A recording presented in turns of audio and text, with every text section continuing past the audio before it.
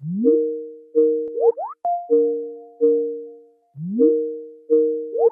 Paul. Hey Rob. So I have a question for you today because we've got a furniture themed episode of the podcast and I wanted to ask you about your taste in furniture. Do you have like a particular style that you like? That is a good question. Is that a question you've been asked before? Probably not. It's a question I often answer or have answered vicariously through me by my wife. But I think if you were to press me, I would say more of like a rusticy farmhouse vibe, I think, is probably where I go. Yeah. But to be honest, I will... I'll often defer to someone with far more experience. And given that you don't live in a rustic farmhouse. No, I live in a mid-century house. So probably not the right vibe.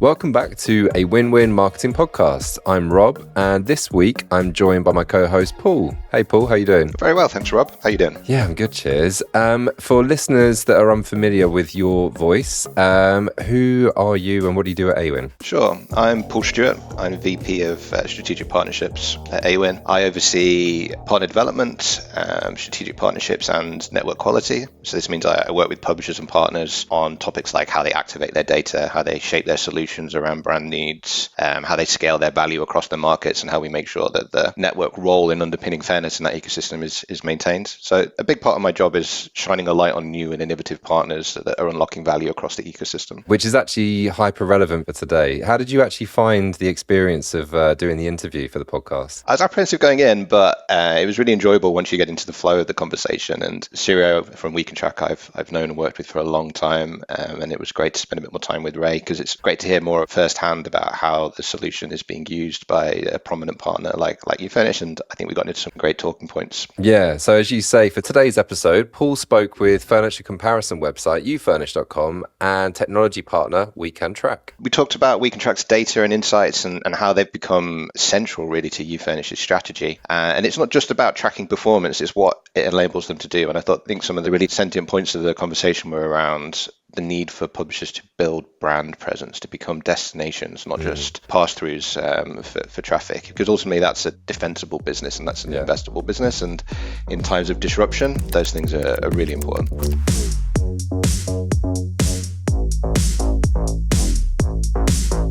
Going back about 8 years ago, my wife and I bought our first home together. And so we started to think about how we furnish the property. And my wife turned to me one night and said, why isn't there like an aggregator or one website like a Rightmove, but for furniture, where everything comes into one website and you can compare across the market, you can see products from different retailers, big and small. And I thought there was, but there actually wasn't. So actually the genesis of ufurnish.com came from that experience.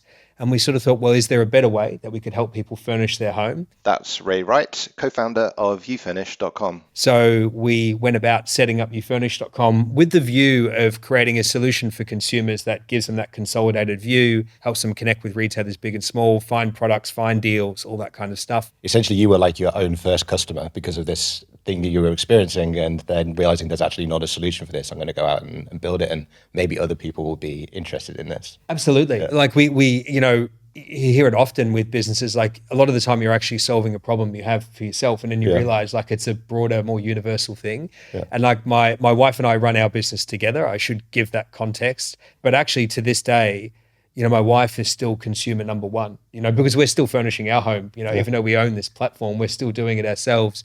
So we're sort of at the coalface of like, where is the future of like home furnishing going, connecting people with products, and actually we're always buying pieces for ourselves so we can always sense check our direction of travel. So that origin story about like being your first customer is interesting because Sirio, that's similar with you, right? You started off in the publishing side and then found a problem. So it'd be great to expand a bit more on that and tell us the origin story of wecantrack. I used to work for a deal platform where we consolidated deals and coupons. And we had no tracking at all, basically. What we were doing is just tracking sessions and clickouts, and we didn't really know what was converting. Every month we had to get our commission data from the affiliate networks, and we were using like 200 different network accounts. So we logged into each account, exported the data, and then basically put it all together in a spreadsheet. So it was a lot of manual work and just useless. I mean, you're just wasting time doing this. That's how it all started. Basically, we thought, we need to find a solution for this. And that's Sirio Cooper, co-founder of wecantrack. The biggest problem was that all the different affiliate networks, they had solutions in place like APIs and postbacks, but there was no standard. All of them are different. So we had to figure out for each of these networks, how can we actually get the data, and also how can we track unique identifiers. There are some networks where it's quite standard. You just place the parameter in the URL, but then you have networks where the structure of the URL is completely different. It's done with slashes and whatever, or other special characters. And figuring all of it out and then really also then implementing it also took, of course, quite a while. Well, I suspect as well, it's one thing to figure it out, but you've also got to maintain it. Oh, yeah. How long do these things change quite frequently, do you find? And It depends. There are some networks that do change their connections, which is usually a good thing because they're improving them. And then there were quite some changes in the last years, also for the ad networks because of all the privacy initiatives that were taken, which was also good because they started to roll out conversion APIs and all that, which didn't exist before. Before, we basically used postbacks, which we figured out ourselves. There was no documentation on this at all. So we just kind of found a workaround how we could utilize this. But the industry is changing. There are more functionalities available. It is good, but we need to maintain it. As you said, it's a work in progress, and it continues that way. Yeah. So I'll come to you. What Siri's just spoken about, the complexity, the different standards or the lack thereof across the industry. Like, was this one of the first problems you encountered, and is this also what led you to working with wecantrack? So probably the primary thing for us was that we wanted to stand up a data platform that would enable us to build insights that we could use with advertisers to build our relationship. And we were looking at the way that the networks were set up and the point that Sirio has raised, or the things that wecantrack was addressing, were very much focused on the issues of like disparate information, inconsistencies, that kind of thing. And to be perfectly candid, like, we didn't want to have to go and build that solution for ourselves. So whenever we think about our business, we think about, well, has someone created something before us, and is there an opportunity to work with them? Otherwise, you'd just be recreating the wheel all the time and never actually build the core product that you want to build. So I took a call with wecantrack, I took a call with Sirio, and he took me through the solution, how it consolidates. This is how it sort of integrates in.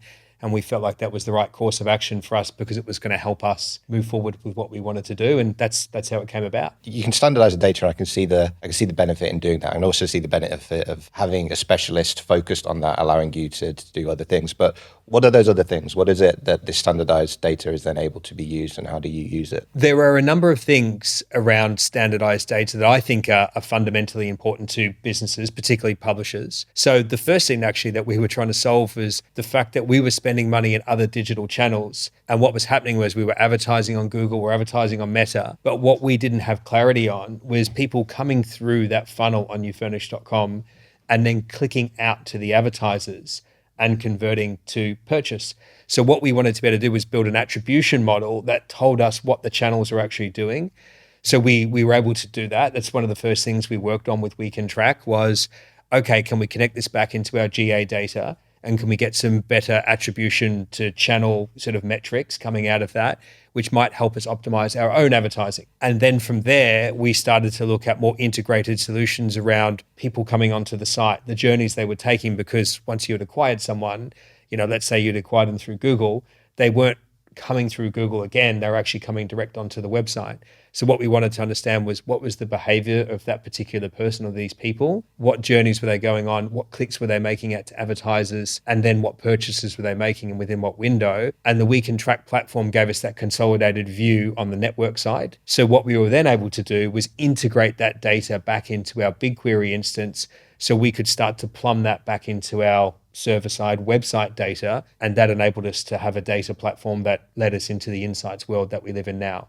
So that's how the journey sort of evolved. But we were solving for multiple problems, and I'm sure loads of publishers are out there doing the same thing because we are advertising ourselves. We're trying to grow our brand. So the platform helps us solve those problems. That's an interesting point. And it's also what initially connected me with Syrio and wecantrack was that I recognize this problem en masse, right? Every publisher will face some version of this problem as they grow. And having publishers constantly try and find a solution for themselves is a huge market inefficiency. Yeah. It's one of the benefits of a free market is that this is when you get specialisms. And so I'd be interested to hear from you, Syrio, like the publishers that you work with in addition to ufurnish, what Ray was saying sounds relatively sophisticated. Do they all get to that stage? Or do you see that actually there's a fundamental problem that most need and then slowly more and more are moving more towards what Ray is saying? The beginning, it's often similar. They want to integrate the data in Google Analytics, Google Ads, and so on, and just get an overview of page level attribution and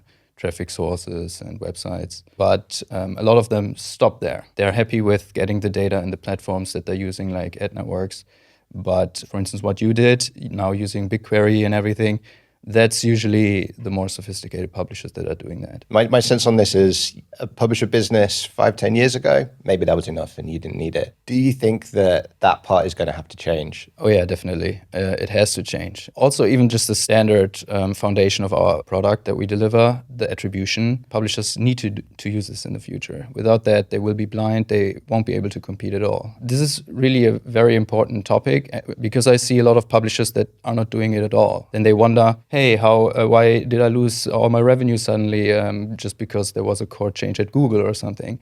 Yeah, if you don't diversify, you cannot be surprised that things will go bad at one point. You really need to start diversifying your traffic channels. And in order to do that, you need to be able to identify how are your channels performing. So that is definitely a must-have. And on top of that, utilizing data warehouses and all that to go deeper into the data, that will differentiate these types of publishers from the really sophisticated ones at one point. You want to become a brand, not just any publisher that promotes products and make a quick buck to make a quick buck, but you really have to dive deep into the data to also understand what is your platform actually providing to consumers and how can you improve it, how can you work together with your partners. And in order to do that, you need to have the data available. Once you started with wecantrack, was there a point early in the journey where you went, oh, this has unlocked something.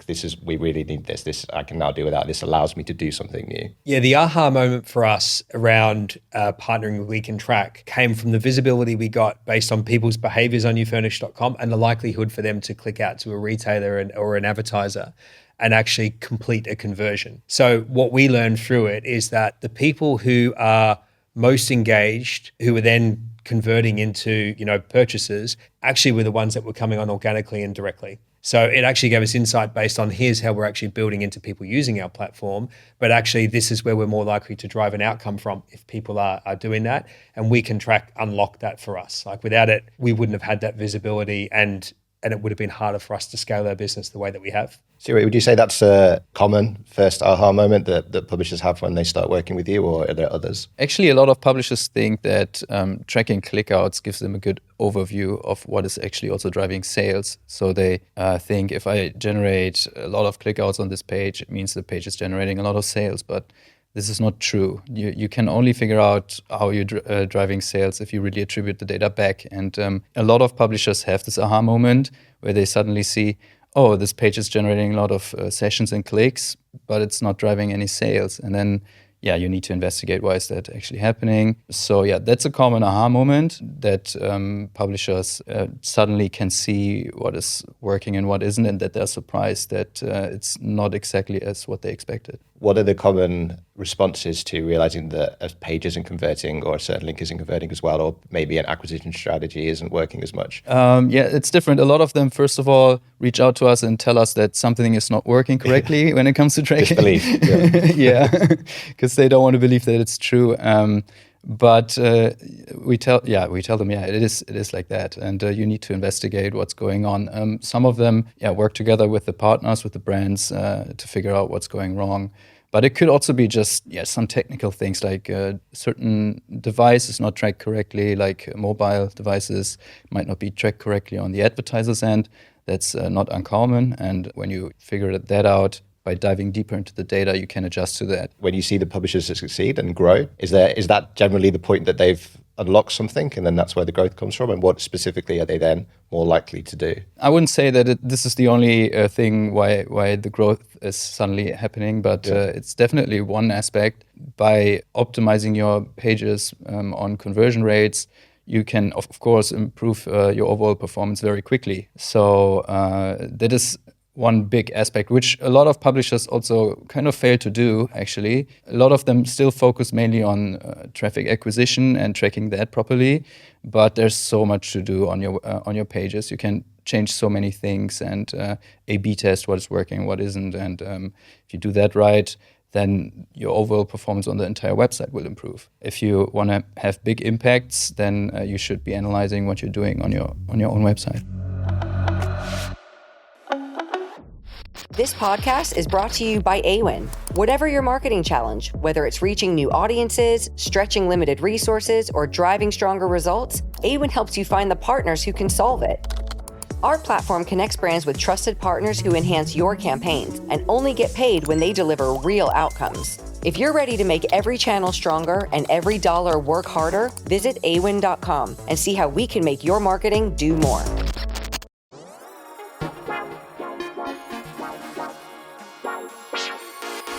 It's a really interesting point you mentioned about becoming a brand. If you were to read the latest APMA stats, the UK affiliate market has grown to roughly 1.7 billion. Sounds great, right? And that's growing faster than other digital channels.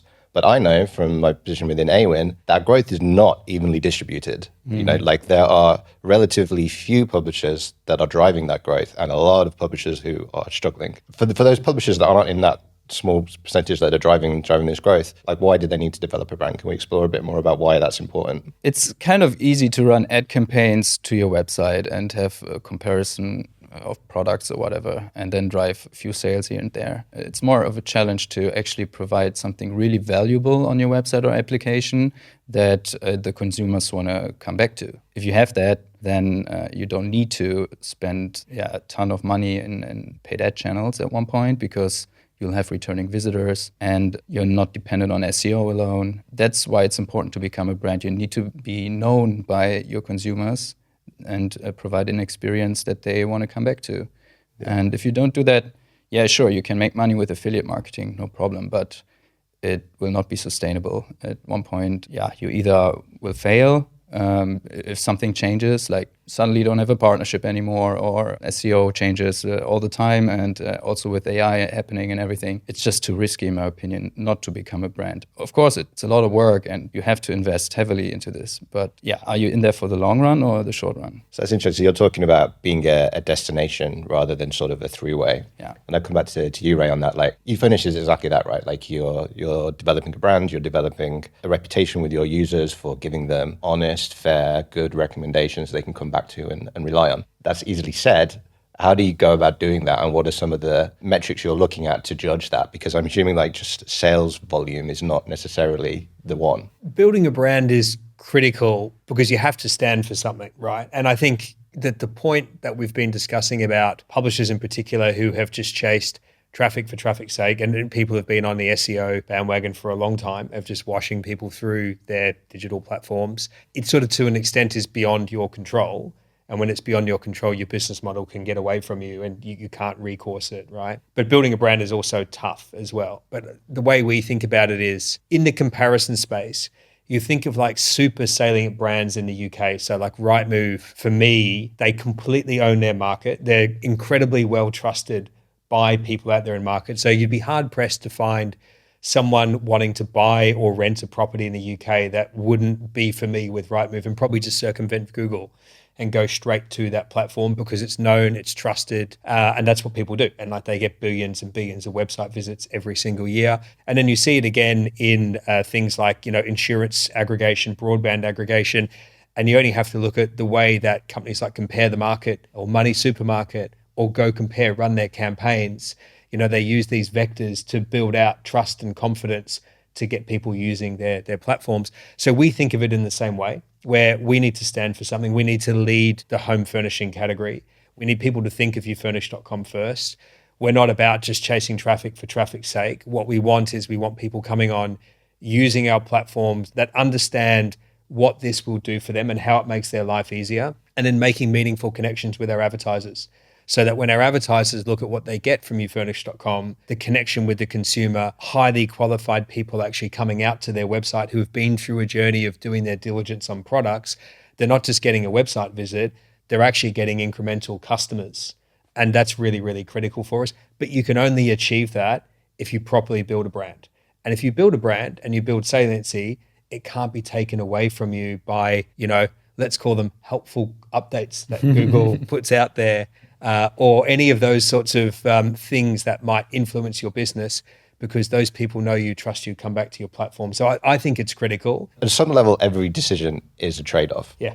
And I'd imagine publishers are going to have to increasingly make these trade-offs. Absolutely. You then have to judge, well, how can I adapt to this rapid change situation? I could spend a lot of time trying to get my data in the right place and have to understand all these things like APIs, warehouses, and big queries. Or I can outsource that part and focus on the bit that I know is important, building a brand. What was it when you decided I'm going to trade off the technical part because I found a partner, and what was it about the partner that made you able to make that decision to focus in on the brand? So the technical trade-off and the decision that ufurnish.com made to sort of move forward in partnership on some of the technical elements was literally down to us having a very clear vision of who we were as a business and what we needed to achieve. And that was very heavily product focused. So when we built out our tech team in the early days of the business, going back 5 years ago, we looked at it and said, what are we asking the tech team to do? Well, what we're asking the tech team to do is understand a very clear problem that we're solving that's coming from our product team and focus on engineering a solution that solves that problem and delivers a consumer experience. When we made that decision, it was sort of clear about you could spend all this time on the back end trying to build out these solutions, but actually that would be a waste of time, because why would you build a solution if you didn't have people using your platform or trusting it? And that's where we needed to start looking at what partners did we need to work with. Wecantrack was a classic example of how it was going to consolidate data. But there are other partners along the way as well too, like consent management platforms with GDPR compliance and cookie consents and all that kind of stuff. Like there are a whole network of what I would call critical partners that sit within the way that we deliver ufurnish.com. So that was really the consideration, is what are our options? What do we need to prioritize that would allow us to run our business efficiently? And then where's our team, where's our resource sitting? And that's how we came to the conclusions we did. And Ciro, from your perspective, that data portability part, where do you see most connections happening? Like, so you have the information coming back in from, say, the affiliate networks or wherever the data might be gathered.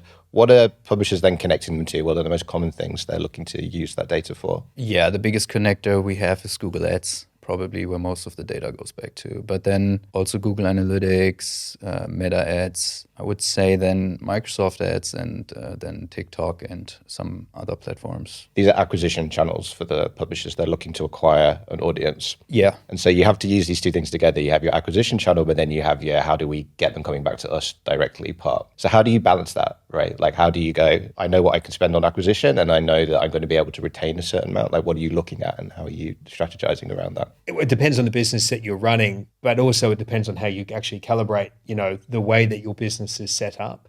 So like in the early days of our business, to speak really candidly, like we did chase lower down the funnel traffic coming from Google in particular and Meta, where we were focusing on people who were in market searching for specific products. And it didn't work for us as a business because those people were too well qualified.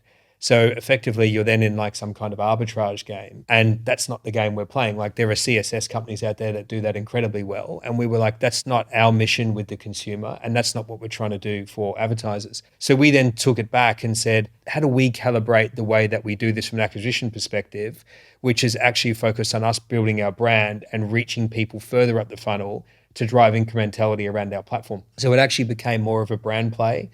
But what we started to do was we started to calibrate and use the conversion APIs to send signals into those platforms around the type of people that we wanted to attract to ufurnish.com and the type of behaviors that we wanted those people to exhibit. And those things were very much calibrated on things like time on site, returning sessions to the website, people who were viewing multiple products, and then using those people as vectors of the audiences that we wanted to acquire. And then what you're trying to do is calibrate your creative to connect with those people so that you're solving a problem for them. They see that through your creative. They're coming on, they're hitting the metrics that you want them to hit on your website, and then you've got them. The really important part for us is how does the digital strategy support the above the line strategy to basically drive frequency and relevance in front of consumers no matter where they are through the journey. And again, it's all about how people remember you, how you keep sticky, how they keep using your platform. So that's how we calibrate the brand bit. And that's how I'm seeing brands who are doing really well actually do it as well. Like they've moved away from just chasing people at the bottom of the funnel, which is a bit of an endless pit, if I'm being honest. What you're describing, going above the line, measuring that, acquiring these audiences, these are things advertisers are doing, right? Probably not the affiliate teams, but the advertisers are doing. And I suspect that the next part of growth for our channel will be less worrying about this affiliate definition and more talking about the wider problems that can be solved through the things that our partners within ecosystem are working on. And you mentioned customer acquisition there. I suspect one of the strengths of ufurnish and one of the comparable weaknesses of publishers that aren't doing this is actually they don't share enough information about the customer types that they are acquiring or even the expectations of the customers that you are referring. So can you speak a bit to if that's true for you and how you go about that and what the benefits of that are you see when you start having those types of conversations and relationships? What is really interesting is that, data is irrefutable and insights are irrefutable, but they're also hard for people to come by. Like everyone's desperate for information. So for us, that's a really important part is we want to be able to provide insights to the advertisers we work with that go above and beyond our relationship, that gives them information that they can use within their business that may go well beyond us and may fall into other investments that they make. But at the same time, it gives them trust and confidence in us as a partner that if they work with us, they know what they're getting from our business. Now, I think the thing that's really interesting in advertising land is that ultimately it comes down to this, right? There are executives within businesses that have to make decisions, and those decisions are accountable to a board who's trying to drive outcomes on behalf of shareholders, whoever it may be. The execs need high-level information. What are we doing? Why are we doing it? And is it easy for us to understand? And are we succeeding? I then think of our role and the role of the affiliate business within the overall strategy as how are we articulating our value proposition to those execs so that they're leaning in and they can quantify that to their board when they're pushed, right? Because everyone wants to drive the right outcomes and they need certainty or as much certainty as they can get. So when you then play that back into, how are you selling in insights? The insights that you're offering are actually allowing those people to say, you know what? We believe that if we put more money into the affiliate channel over the next 12 to 18 months, it's going to help us grow our brand awareness by X, incrementally reach more consumers by Y, and put X amount on our bottom line.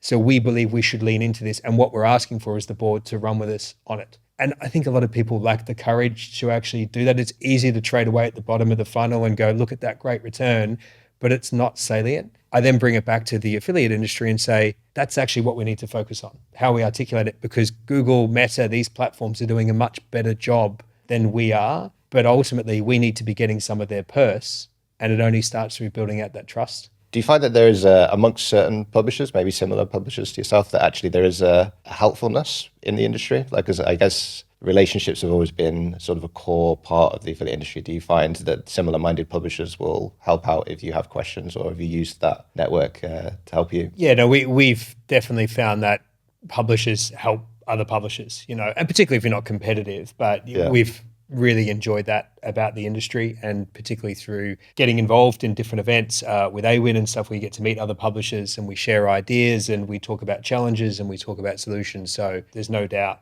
about that at all. I mean, even today, I guess Awin managed to bring you together with Syrio for the first time in the flesh. That's right. Yeah, very excited for that. I'm biased here, but one of my proudest moments from 2023 was when Awin did the investment into wecantrack, and that was predominantly off our understanding of the value of data portability and the mission for what you guys were trying to solve. It'd be good to hear a bit from your side, what was it that attracted you to Awin and how has that unlocked some benefits for publishers? Yeah, we were looking for an investor that is very involved in the affiliate industry. It was important to us that it's actually an affiliate network so that we can work closely together with that network and improve the industry together. So all the publishers have to do is basically just go to the master tag section in Awin and enable the wecantrack plugin. It will then create a wecantrack account. Awin is immediately connected with wecantrack then, so they don't need to connect the network account via API credentials anymore. They still need to add their websites if they want to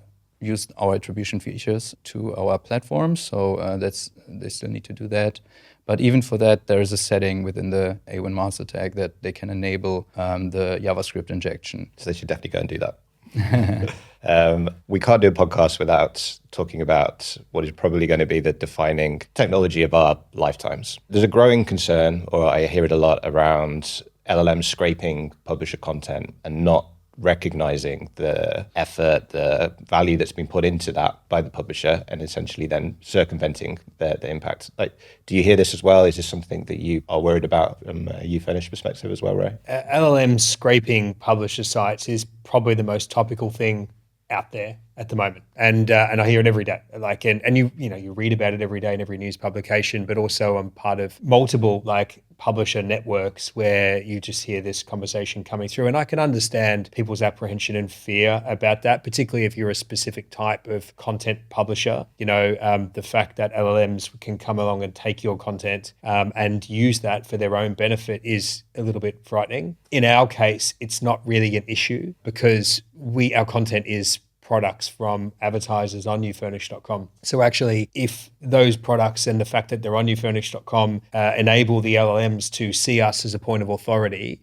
and then to index us within results that come back from questions that people are asking the LLMs, then that's not a bad thing for us. So what we work on in and around that is how the LLMs see us as a trusted source. So what signals can we send into those platforms through the way that we push content out there and authority? That's sort of what we focus on. So it's an ongoing challenge. I think there's no doubt about that whatsoever, but I think it is quite particular to each type of publisher that's out there as well and how they actually tackle that. From a wecantrack perspective, do you hear this from publishers? Do you see it in any of the results that you're able to see? It has a big impact on the industry, especially on organic traffic. I mean, all the things happening to organic traffic lately in the last years were very impactful. We lost a lot of customers because of that too. Some affiliate publishers ran out of business because they were too focused on SEO. Yeah, you need to adapt. That's the way you can handle it. And you need to diversify your traffic sources. I really hope that the affiliate publishers can be more included in the AI platforms in the future, maybe by also providing their own outgoing URLs, like redirect URLs or affiliate links or whatever, directly into the AI platforms, for instance, through product feeds or something. I mean, they are implementing new services out there for e-commerce businesses nowadays. Hopefully, they will also do something similar for affiliate publishers. We can then even help them track the performance of these links because we have an API available to do so. Usually what happens is that affiliate publishers tend to be left out in all these services that are built from these big players. But maybe that will change in the future, especially if the networks really try to work hard for it. From an organic perspective, the modality we're talking about is AI overviews. Google's AI overviews is probably the most seismic shift that's happened in that space. How often does this come up with publishers for you? This comes up a lot, especially also for big publishers. I mean, the industry is changing and they notice it very, very much, especially for organic traffic. The thing is, AI results are not converting as much as well as organic traffic. Also, the numbers of sessions do not seem to be as high as back then from organic traffic. So people are doing a lot of research in these AI platforms, but they're not necessarily clicking out through these links and then making a purchase. I mean, that's also how I use them. I use them to do research, and then later on I might buy something or I might do something with the information that I've gathered there. And that's, I think, how a lot of people use these AI platforms nowadays. It's not really an acquisition channel yet, in my opinion. It could become so, though. There was a bit of research recently that was produced by the University of Munich and the Frankfurt Finance University, and it showed that actually the conversion rate of recommendations that are giving from LLMs, predominantly I think this was looking at ChatGPT, converts far lower than pretty much every channel other than paid social, which is interesting. In fact, I think it converted like 36% lower than an affiliate referral. Does that surprise you, or do you think actually that makes a lot of sense? That research doesn't surprise me, but I think people are thinking about it in the wrong way. So when you look at most of the papers about LLMs and how we should think about that, in terms of them being a point of reference for our businesses as publishers. It's actually a brand building exercise more than it is, let's say, an SEO opportunity. And the reason being is, people will see your brand referenced within citations on LLMs.